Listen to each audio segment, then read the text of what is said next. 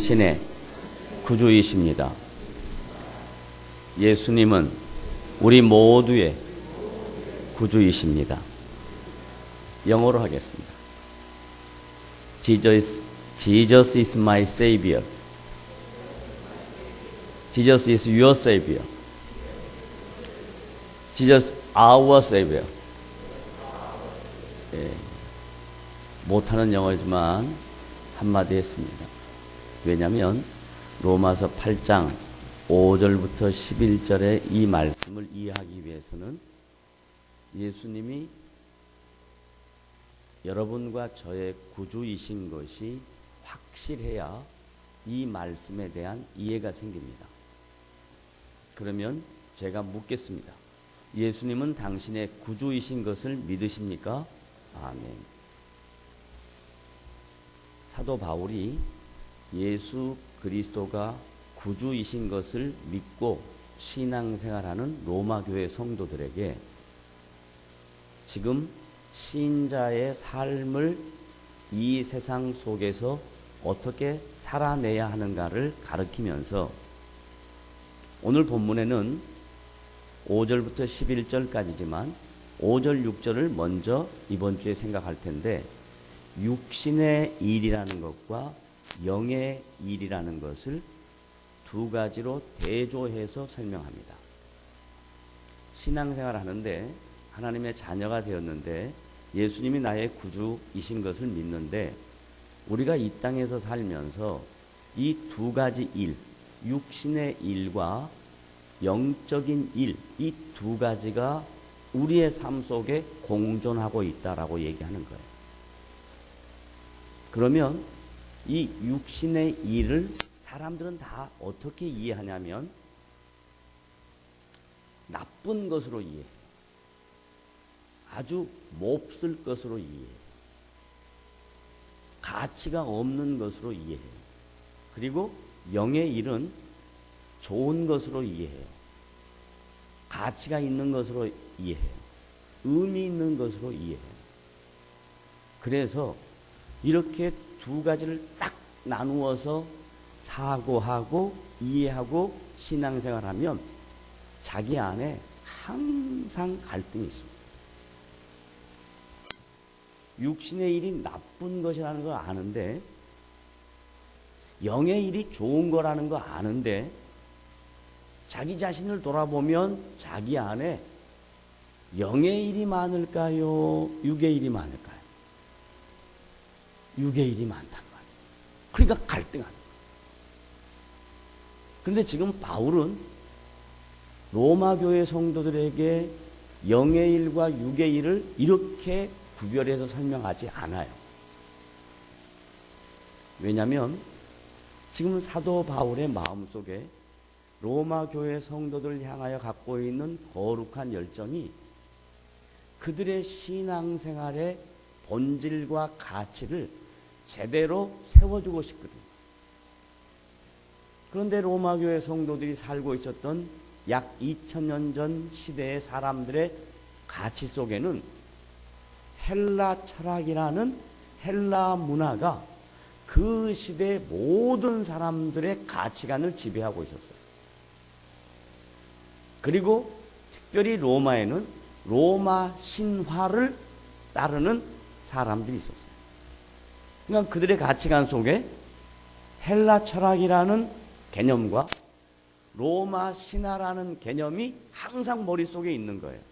예를 들면 우리 한국 사람 같으면 우리는 무속적 사고가 우리 머릿속에 꽉 차 있는 것처럼 로마 시대의 사람들은 헬라 철학과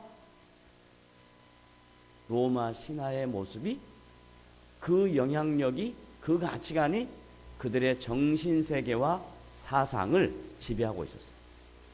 그래서 헬라 철학은 딱 두 가지입니다. 영은 좋은 것, 육은 악한 것. 그래서 제가 처음에 설교를 시작할 때 모두에 뭐라고 이야기했냐면 여러분이 하나님의 자녀가 되어서 신앙생활 하는데 성도인데도 불구하고 약 2000년 전에 헬라 철학자들이 나누어 놓은 이원론적 사고가 한국 교회 성도들 머릿속에 꽉 박혀 있어요. 그래서 육은 나쁜 거고 영은 좋은 거라고 생각해요. 그래서 기도하고 기도원 가고 그런 건 좋은 거고, 가정에서 집안 살림하고 자녀들 양육하고 남편 뒷바라지하고 이런 것들은 별 의미가 없는 걸로 생각합니다. 이건 기독교에서 가르치는 영과 육의 나눔이 아니에요. 오늘 그 문제를 제가 여러분들과 함께 이제 하나씩 풀어서 생각해 볼 것입니다. 자, 먼저 육의 일이라는 것은 뭐냐? 사도 바울이 이해하고 있는 육의 일은 하나님을 기쁘시게 하지 않는 일을 육의 일이라 이렇게 이야기합니다. 다 같이 따라합시다. 육의 일이란 누구를? 하나님을 기쁘시게 하지 아니하는 일. 이걸 바꿔서 설명해 볼게요. 육의 일이란 하나님을 기쁘시게 하지 않는다라고 하면 그 말을 다른 말로 바꿀 때 자기를 기쁘게 하는 것입니다. 육의 일이란 하나님을 기쁘게 하지 않는다라고 얘기하면 자기를 기쁘게 하는 일에 열중하는 것, 이게 육의 일이에요. 바울이 여러 지역에 복음을 증거하다가 사도행전 18장에 가면 아데네에 들어갑니다. 아데네에 들어가서 복음을 전하는데 그 아데네 사람들 가치관 속에 그 시대적 개념은 그 당시 많은 사람이 추종하고 있었던 큰 두 가지의 철학적 분류가 있어요. 하나는 에피쿠루스파라고 합니다. 쉽게 말하면 에피쿠루스 학파들은 쾌락주의자들이에요. 인생을 살아가는데 뭐 별거 있냐? 인생이 대수냐? 내가 즐겁게 살면 되지. 나에게 주어진 모든 것 나만 위해서, 나의 재미를 위해서 인생 살다 가면 되지. 그게 에피쿠루스 학파를 추종하는 그 시대적 가치관이었습니다. 반대로 또 하나는 스토아 학파라 해가지고 그 사람들은 진리를 추구합니다. 인생의 목적이 뭐냐? 인생의 가치가 뭐냐? 하면서 자기들 나름대로 만들어낸 철학적 사고를 가지고 궤변을 늘어놓습니다. 그런데 재미나는 것은 많은 대다수의 시대 사람들이 이 두 학파에 쫓아다닙니다. 하나는 에피쿠루스 학파 쪽으로 쫓아다닙니다. 요즘으로 표현하면요, 인생을 재밌게 살기 위해서 자기 취미만을 추구하면서 살아가는 사람이 있습니다. 아무 관계없어요. 다른 사람은 관계없어요. 자기를 실현하기 위해서 자기가 재미있으면 뭐든지 하는. 그래서 요즘은 많은 사람들에게 동호회라는 것들이 형성되어 있습니다. 그 자기의 삶의 즐거움만 찾으면 되는 겁니다. 그게 약 2000년 전에 에피쿠루스 학파를 추종하는 사람들의 가치관이었습니다. 반면에 어떤 사람들은 인생에 대해서 고민하고 갈등하면서 인간의 존재에 대하여 철학적으로 접근하고 그리고 자기 나름대로 삶의 의미를 풀어내고 그런 학문적을 추구하는 사람들, 스토아파 사람들이 있었습니다. 그런 사람들에게 사도 바울이 복음을 전합니다. 다른 말로 말하면 우리가 살고 있는 이 시대의 가치관에 기독교가 뭐냐라는 것을 전합니다. 여러분이 일주일 동안 살아가면서 여러분의 인생 속에 만나는 대다수의 사람들이 이 두 부류의 사람들입니다. 하나는 인생 뭐 있어? 재밌게 살면 되지? 이런 사람입니다. 또 하나는 인생에 의미가 있는 것 같은데 그걸 좀 추구해야 되겠는데, 가치가 뭔가를 알아야 되겠는데 도대체 뭔가 몰라서 헤매는 사람이 있습니다. 이 두 부류의 사람들 속에 여러분이 그리스도인으로 자리 잡고 있어요. 그걸 사도행전 18장 17절에 가면 이렇게 얘기합니다. 성경 다 같이 찾아봅니다. 사도행전 18장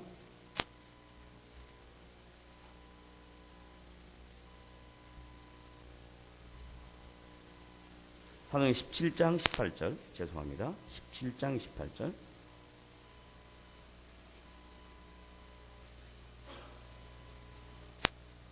제가 이해를 돕기 위해서 사도행전 17장 16절부터 있습니다. 잘 들으세요. 바울이 아덴에서 그들을 기다리다가 그 성에 우상이 가득한 것을 보고 마음에 격분하여 회당에서는 유대인과 경건한 사람들과 또 장터에서는 날마다 만나는 사람들과 변론했다라고 했습니다. 그래서 18절 시작. 어떤 에피쿠루스와 스토아 철학자들도 바울과 쟁론할세. 어떤 사람은 이르되 이 말장이가 무슨 말을 하고자 하느냐 하고, 어떤 사람은 이르되 이방신들을 전하는 사람인가 보다 하니, 이는 바울이 예수와 부활을 전하기 때문이라. 바울이 전한 내용이 뭐예요? 예수와 부활. 다른 말로 말하면 예수님의 십자가 사건과 부활을 전하는 거예요. 그러니까 지금 바울이 아덴에 들어가서 그 수많은 군중들 앞에 그 사람들이 살아가는 삶의 가치관이, 하나는 인생이 뭐 별거 있어? 즐겁게 살면 되지 하는 에피쿠루스 학파들이 있어요. 또 하나는 인생의 의미가 뭘까? 인생의 가치가 뭘까? 고민하는 사람도 있어요. 그 사람들에게 스토아 철학자들에게 가서 예수 그리스도의 십자가 사건과 부활의 사건을 전해요. 그러니까 아덴의 수많은 사람들이 그 얘기를 듣고 도대체 인생의 가치와 목적이 뭐냐 하고 고민하는 거예요. 똑같이 저와 여러분이 이 시대의 신앙생활 하면서 우리 주변에 이런 사람이 있습니다. 될 대로 되라. 재밌게 살면 되지. 그런 사람을 만납니다. 아닙니다. 어떤 사람은 자기 혼자 삶의 의미를 찾기 위해서 고민하는 사람이 있습니다. 갈등하는 사람이 있습니다. 그런 사람들 앞에 지금 바울이 얘기하는 건 뭐냐면, 야, 예수 그리스도의 십자가 사건과 부활의 사건이 곧 복음이다. 그것이 기독교다 라고 가르칩니다. 그런데 지금 우리가 신앙생활하고 있는 이 시대의 기독교는 예수 그리스도의 십자가의 사건과 부활의 사건이 많이 퇴색되어 있습니다. 교회에서 선포되는 말씀이 어떻게 하면 잘 사냐, 어떻게 하면 복을 받냐, 어떻게 하면 내 인생의 다양한 문제들을 해결하느냐 해서 기독교가 문제 해결의 열쇠, 복을 주는 수단으로 변질되고 말았습니다. 다시 한번 기독교는 그 시대적 상황이 어떠하든지 관계없이, 대다수의 많은 사람이 에피쿠루스나 스토아파로 가든지 관계없이 바울이 전하는 복음의 내용은 예수 그리스도의 십자가 사건과 부활의 사건입니다. 따라합시다. 복음은 뭐라고요? 예수 그리스도의 십자가의 사건과 부활입니다. 그러니까 교회 와서 우리가 확인해야 될 일이 뭐냐면, 나를 위하여 십자가에 죽으신 예수님의 구원에 대하여 감격해야 되는 것이 교회에 오는 목적이 돼야 됩니다. 믿습니까? 아멘. 그 다음에 교회에 오는 목적이 그 부활의 영광을 갖고 이 세상 속에 나가서 담대하게 하나님의 백성으로 살아내기 위하여 교회에 와야 됩니다. 그런데 교회에 오는 사람들의 목적이 그런 목적이 아니고 자기의 삶의 평안함과 안일함과 번영을 이루기 위한 수단으로 교회를 온다면 여러분의 마음속에 이 기독교에 대한 본질이 왜곡되어 있다는 거예요. 그 왜곡되어 있는 기독교를 바로 세워야 하는 것이 하나님의 말씀이에요. 그래서 지금 바울은 로마 교회 성도들에게 육과 영을 설명하면서 육을 쫓는 사람들, 스토아 학파와 에피쿠루스 학파 사람들이 있습니다. 그 사람들이 하나님이 기뻐하지 않은 일을 열심을 낸단 말이에요. 인생 재밌게 산다 그러면 된다 라고 열심을 내는 거예요. 아니면 철학적으로 인생의 본질과 삶의 가치와 목적을 연구하고 탐구하는 사람들이 있어요. 그런 생각은 결국은 영의 생각은 사망이다. 여기서 말하는 사망이라는 것은 극심한 혼란입니다. 혼돈입니다. 방황입니다. 아무리 그렇게 해봐도 거기서 답이 안 나와요. 여기까지 재밌게 살면 여기서 끝날 것 같은데 인간은 계속해서 허기가 지는 거예요. 이거 하고 살면 재밌겠다 하고 살았는데 가보니까 아닌 거예요. 그럼 또 다른 걸 찾는 거예요. 또 다른 걸 찾는 거예요. 계속해서 쳇바퀴 돌듯이 인생의 가치와 참 복음의 의미를 깨닫지 못하고 그렇게 살아가는 사람이 있습니다. 그런 사람을 가리켜 영에 반대되는 개념 육, 그 육의 결과, 생각은 사망이다. 혼돈과 방황과 극도의 불안의 결과만 나타난다. 그러면 반대로 바울이 얘기하고 있는 영은 뭐냐? 육에 대조되는 개념이 아니라 영은 하나님이 기뻐하시는 일. 따라하겠습니다. 영은 하나님이 기뻐하시는 일이다. 그러면 하나님이 기뻐하시는 일은 뭘까 하는 거예요. 영의 생각은 평안과 기쁨인데 그 영의 결과는 알겠는데 영적인 일, 하나님이 기뻐하시는 일은 뭘까 하는 거예요. 그래서 바울이 빌립보 교회 성도들에게 너희 안에 이 마음을 품으라 곧 그리스도 예수의 마음이니. 영의 생각은 예수님의 마음을 품는 겁니다. 따라하겠습니다. 영의 생각은 뭐 하는 거라? 예수님의 마음을 품는 거예요. 여러분의 마음 속에 예수님의 마음을 담는 거예요. 육의 생각은 자기를 담는 거예요. 그런데 영의 생각은 예수님의 마음을 내 마음속에 담는 겁니다. 그러면 너희 안에 이 마음을 품으라 곧 그리스도 예수의 마음이 그는 근본 하나님과 동일하신 분이에요. 동등하신 분인데 오히려 자기를 비워 종의 형체를 가졌다 그래요. 다른 말로 말하면 낮아졌다. 다른 말로 말하면 내가 내 삶의 주인이 아니고 하나님이 내 삶의 주인인 것을 믿는다. 이런 뜻이에요. 예수님의 마음을 갖는 것은 내 인생의 주인이 하나님이신 것을 나는 믿는다. 그래서 그 하나님이 기뻐하시는 일을 위하여 나에게 주어진 시간과 나에게 주어진 재능과 나에게 주어진 모든 것을 선용하겠다 하는 게 영의 생각이에요. 그래서 오늘 본문으로 돌아가면 로마서 8장에 다 같이 한번 읽어보겠습니다. 로마서 8장 5절 시작. 육신을 따르는 자는 육신의 일을, 영을 따르는 자는 영의 일을 생각하나니 육신의 생각은, 영의 생각은 평안이라. 주님의 마음을 가질 때 우리 안에 평안한 마음이 생깁니다.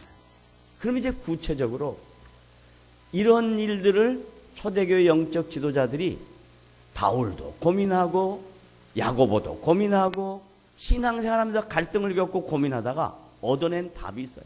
사도 야고보가 영의 생각은 평안인데 그 영의 생각은 어떤 것이냐?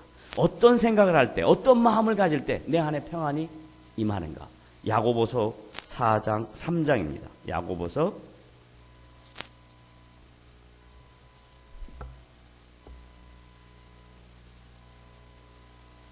3장 13절부터 18절이에요.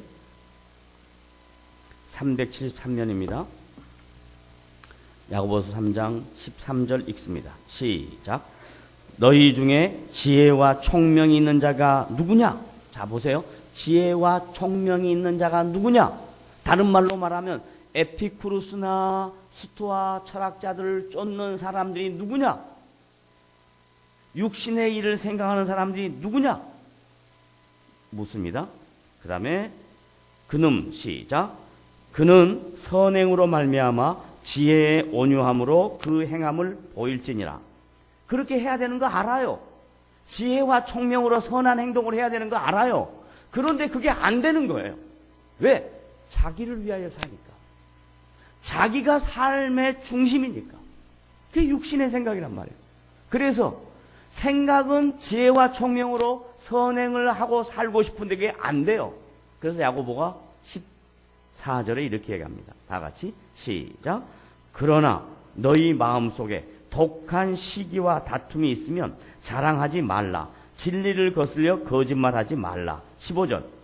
이러한 지혜는 위로부터 내려온 것이 아니요 땅의 것이요 정욕적인 것이요 귀신의 것이니 시기와 다툼이 있는 곳에는 혼란과 모든 악한 일이 있습니다. 자기를 생각하고 사는 일, 하나님이 기뻐하지 않은 일, 그 일은 전부 다 시기와 혼란과 악한 일과 이런 것의 결과가 나타난다라고 가르칩니다. 반면에 영적인 일을 생각하는 평안은 어떻게 나타나냐? 17절 시작. 오직 위로부터 난 지혜는 첫째 성결하고 다음에 화평하고 다음에 관용하고 양순하며 긍휼과 선한 열매가 가득하고 편견과 거짓이 없나니. 여러분, 편견은 왜 생겨요? 자기 입장에 생각하니까 편견이 생기죠. 거짓은 왜 생겨요? 자기를 증명하려고 하니까 거짓이 생기죠. 이건 위로부터 나온 것이 아니랍니다. 하나님이 기뻐하시는 일이 아니랍니다. 우리는 누구나 다 편견을 가질 수 있습니다. 그런 편견들을 버려야 합니다. 그 잘못된 가치관에서 벗어나야 됩니다. 그래서 결국 마지막 18절 위로부터 난 지혜의 결과는 뭔가? 18절 시작. 화평하게 하는 자들은 화평으로 심어 의의 열매를 거두니라. 이제 답이 나왔어요. 영의 생각을 따르는 일은 분명히 결과가 열매로 나타납니다. 육신의 생각의 결과는 사망으로 나타납니다. 육신의 생각을 하는 사람들, 하나님이 기뻐하지 않는 일, 그리고 자기만 좋아하는 일 하는 사람들 가보면 눈에 나타나는 것 같은데 시간이 지나서 그 결과를 보면 열매가 없어요. 열매가 없어요. 눈에 분명히 뭐가 있는 것 같은데 가보면 없고 가보면 없는 거예요. 왜? 하나님이 함께하지 않으십니까? 자기 생각에 충실해서 사는 사람들의 삶 속에 하나님이 주시는 열매는 드러나지 않습니다. 자기가 노력한 결과는 나오겠죠. 그러나 그 결과가 결국은 아무것도 아니에요. 그런데 하나님이 기뻐하시는 일을 쫓아 살아가는 사람에게는 가는 과정이 힘들고 그 일들이 너무나 고통스럽고 어렵지만 그 시간이 지나고 나면 하나님이 주시는 열매가 나타나더라 이 말이에요. 그래서 사도 바울이 로마 교회 성도들에게 그렇게 얘기하는 겁니다. 너희들이 예수 믿기 전에 가졌던 헬라 철학, 그 시대적 가치관 속에 빠져서 그대로 살면서 교회 나올 거냐? 다른 말로 말하면 지금 우리가 신앙생활을 하고 있는데 여러분 각자의 편견이 있을 겁니다. 여러분 각자의 자기의 인생에 대한 가치와 자기 삶에 대한 목적에 대해 갖고 있을 거예요. 그런데 그것이 만약에 자기만을 위한 것이라면, 하나님을 기쁘게 하지 않는 것이라면 인생이라는 과정 속에 열매가 나타나지 않는다는 것을 성경에서 지적합니다. 그러니까 빨리, 지금도 늦지 않았어요. 이건 나이와 관계없어요. 각자 인생 앞에 결정을 해야 돼요. 내가 육신의 생각을 하면서 살아갈 것이냐, 자기 자신을 생각하며 살아갈 것이냐, 내 인생을 위하여 살아갈 것이냐, 아니면 하나님이 기뻐하시는 일을 위하여 내 인생을 투자할 것이냐. 이 부분에 대한 정확한 가치관의 정립이 되면 그 다음부터 각자의 인생 속에 나타나는 열매가 다릅니다. 자기를 위해서 살아가는 사람은 계속 갈등하고 고민해요. 혼돈해요. 될 것 같아야 하는데 안 되니까 계속 하는 말. 미치겠네. 그 다음에 안 되면 에이씨. 그 다음에 안 되면 확 죽어버릴까? 이렇게.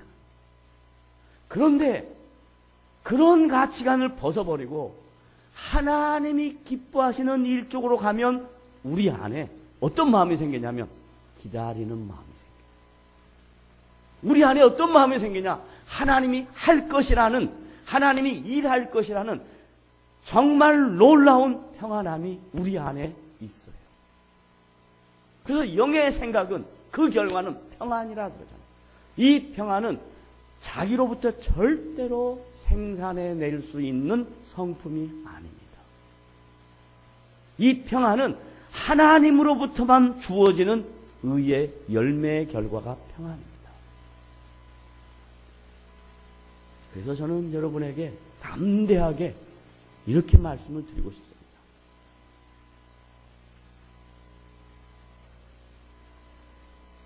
결정을 해보십시오. 각오를 해보십시오. 그 결정과 각오는 뭐냐? 오늘 이 시간부터 내 인생에 남은 시간들은 나를 위하여 살려고 하는 가치관에서부터 벗어나서 하나님이 기뻐하시고 원하시는 일에 내 마음과 생각과 뜻을 모아보고 싶다 하는 그 마음을 갖고 사는 사람, 영의 생각을 하는 사람인 줄로 믿으시기를 바랍니다. 그 마음의 결과는 하나님이 주시는 평안입니다. 하나님이 주시는 평안. 인생 어느 정도 살다 보면 답이 나오잖아요. 내 인생 내 마음대로 안 된다는 거 다 아시잖아요. 근데 거기까지 내 인생이 내 마음대로 안 된다는 것을 알았으면 빨리 포기하란 말이에요. 빨리 벗어 던져버리란 말이에요. 그리고 새로운 가치관을 받아들여요. 수용해요. 이해해요. 저는 오늘 아침에 잠깐 TV 전원을 켰는데 많이 듣던 음성이 나와서 이렇게 보니까 이어령 선생님, 그분은 70 정도까지 자기를 위해서다. 여기서 말하는 자기는 뭐였냐면 그 사람은 스토아 철학자처럼 인생에 대하여 본질적인 고민을 자기가 해결해 보려고 했어요.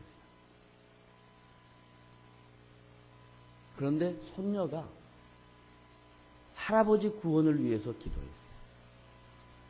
어느 날 자기의 인생에 다가오는 문제 앞에서 자기가 자신의 문제를 해결할 수 없다는 것을 깨닫고 한국인의 대표적인 지성입니다.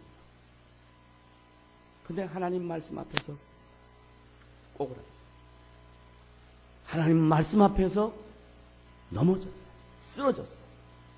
그런데 넘어지고 쓰러진 것이 결과가 아니라 넘어지고 쓰러지고 난 다음에 하나님이 그를 다시 일으켰어요.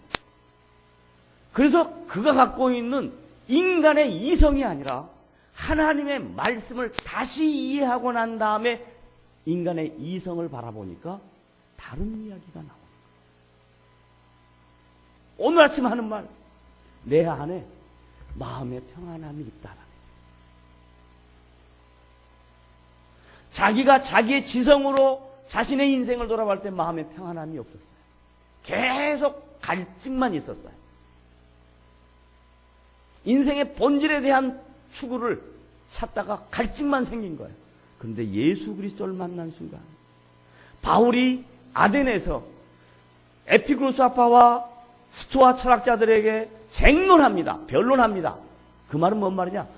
누가 내 인생을 책임질 것인가? 내 인생은 어떻게 가야 하는가? 하고 갈등합니다. 그때 한마디로 제시합니다.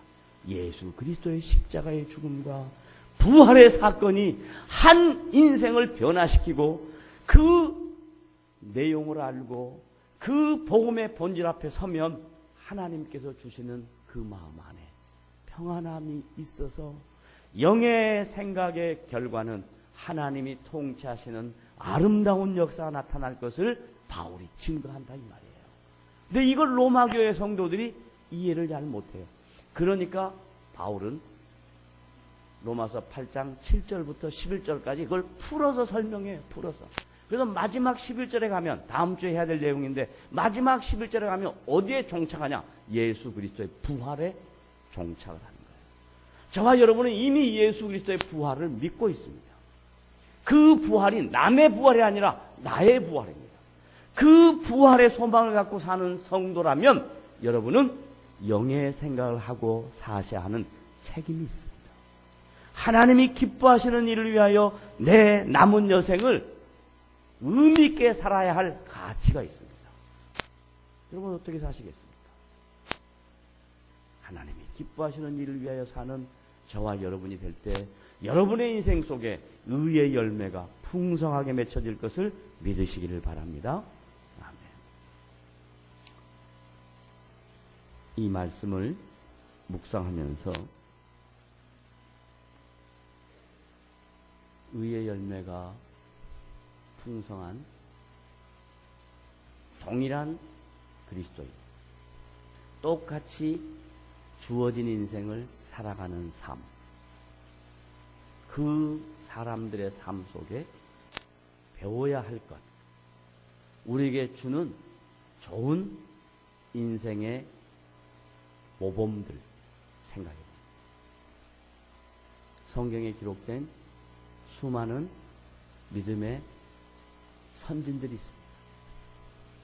히브리서 11장에 그 믿음의 선진들을 쫙 나열해 놨습니다. 구약부터 시작해서 예수님 오시고 그 예수님과 동역했던 그 지체들까지 쫙 풀어서 설명을 했습니다.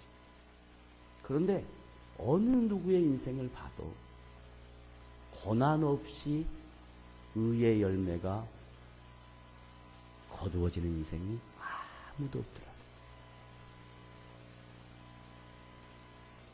저와 여러분은 살면서 각자가 체감하는 고난의 의미가 다를 겁니다. 그러나 이 고난이라는 과정은 인생사례에 이해되지 아니하는 다양한 사건이라는 것은 나를 하나님의 사람으로 만들고 나를 거룩하게 만들고 내 안에 의의 열매를 거두시기 위한 하나님의 전주곡이라는 것을 우리가 알게 되면 잠시 당하는 여러분의 인생의 어려움과 아픔, 갈등과 고민, 그리고 이해할 수 없는 사건들로 인하여 답을 찾지 못하는 분이 혹 계시다면 오늘 이 말씀을 통해서 분명한 답을 찾으시기 바랍니다. 의의 열매가 맺기 위해서는 고난이라는 과정 없이 절대로 의의 열매가 이루어질 수 없다. 믿으십니까? 왜냐하면 예수 그리스도가 십자가에 죽으셔야 부활의 영광이 있었듯이 그 십자가의 죽음과 어떤 고난이 비유 혹은 비교될 수가 있겠습니까? 저와 여러분이 당하는 인생사례의 문제와 아픔과 고통과 고난들은 당하는 사람 입장에 보면 너무너무 크겠지만 하나님의 가치에서 보면 그건 예수 그리스도의 십자가와 비교할 수 없는 것입니다. 좌절하지 마시고 낙심하지 마시고 여러분의 인생 속에 어려운 문제가 있다면 그것은 하나님이 나에게 의의 열매를 주시기 위한 하나의 서곡이라고 믿고 담대하게 여러분에게 주어진 인생, 하나님이 기뻐하시는 삶을 위하여 사는 복된 걸음들이 되시기를 주님의 이름으로 부탁을 드립니다. 기도하겠습니다. 하나님 아버지, 말씀을 통해서 우리에게 주시는 권면을 듣습니다. 이 말씀을 듣고 주님 앞에서 살아가는 복된 성도들 되게 하심으로 우리 인생의 의의 열매가 넘치도록 도와주시고 그리하여 우리의 인생의 주인이 하나님이신 것을 확인하며 고백하며 사는 복된 성도들이 되도록 은혜를 더하여 주시옵소서. 예수님의 이름으로 기도드리옵나이다. 아멘.